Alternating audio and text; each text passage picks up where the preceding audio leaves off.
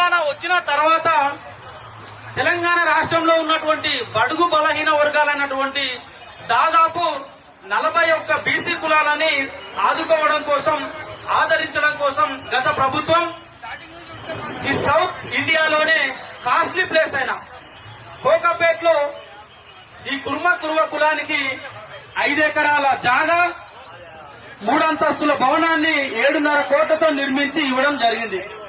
ఈ భవనాన్ని ఇచ్చిన జీవోలో ఏముందంటే, ఈ జీవోలో కుర్మ కులంలో ఉన్నటువంటి అన్ని సంఘాలు గ్రామాల నుండి తీసుకుంటే అన్ని సంఘాలని కలుపుకొని ఒక ట్రస్ట్ గా ఏర్పడి అందరు పెద్దలందరూ కలిసి దీన్ని తీసుకోవాలని జీవోలో రాసింది.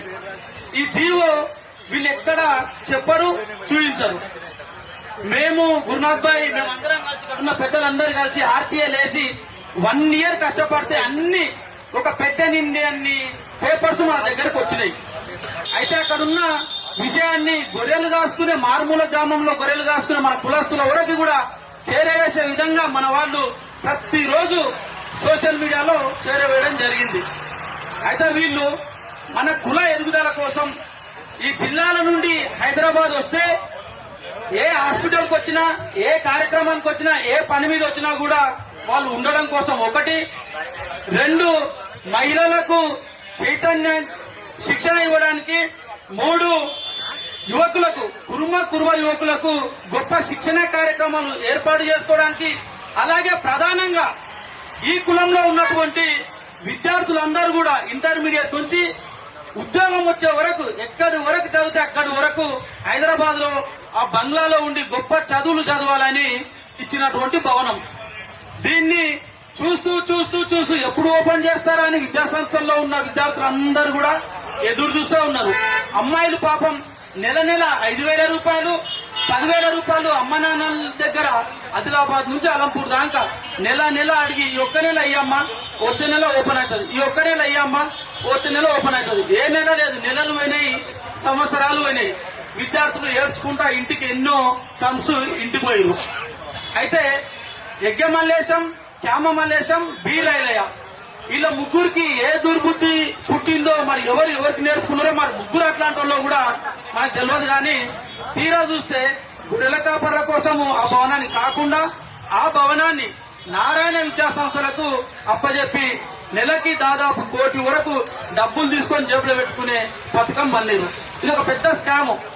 అయితే ఈ స్కామ్ ని బయటపెట్టే క్రమంలో ఎవరైతే పెద్దలు ఈ పోరాటానికి అండగా వస్తా అనుకుంటారో వాళ్ళకి ఫోన్లు పోతాయి. ఏ అన్నా అది కాదే ఇది కాదని ముచ్చట చెప్తా ఉంటారు. ఎవరిని ఇక్కడికి రానియకుండా ఆపుతా ఉన్నారు. కానీ ఇది 2.0 యుగం, ఇది ఏఐ జనరేషన్ యుగం.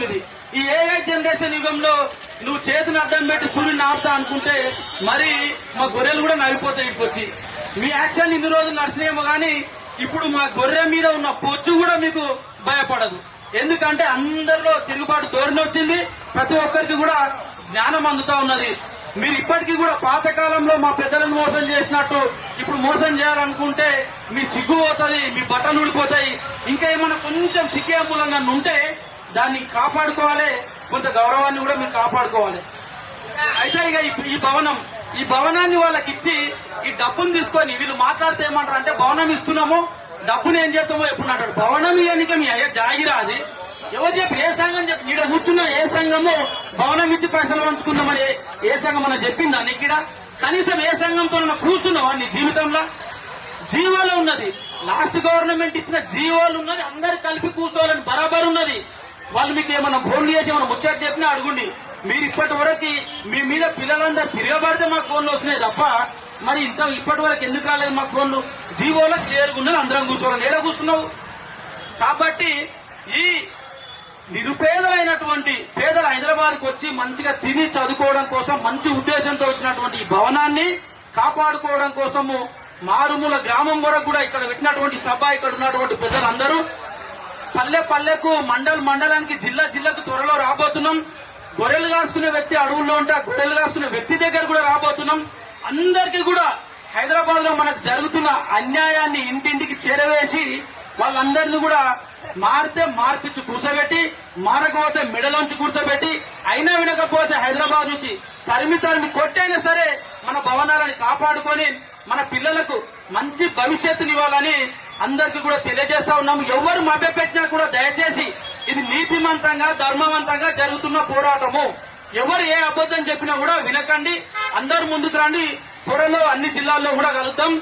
జై కుర్మా, జై కుర్మా, ఖబర్దార్ నారాయణ విద్యా సంస్థలు, ఖబర్దార్ నారాయణ విద్యా సంస్థలు, ఖబర్దార్ కుల పెద్దలమని చెప్పుకుంటున్న మోసకారులు,